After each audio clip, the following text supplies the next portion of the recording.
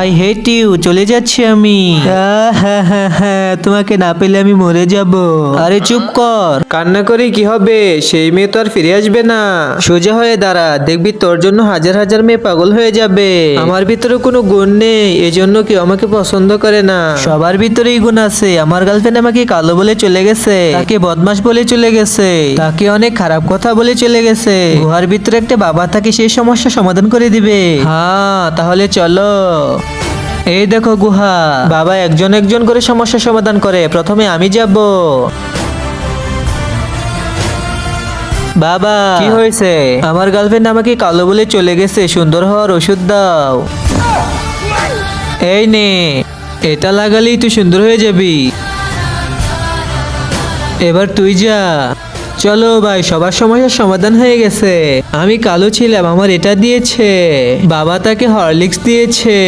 তুই কি পেয়েছিস? সেন। আর তুই কি পেয়েছিস? কলা। কলা তার মানে ছোট।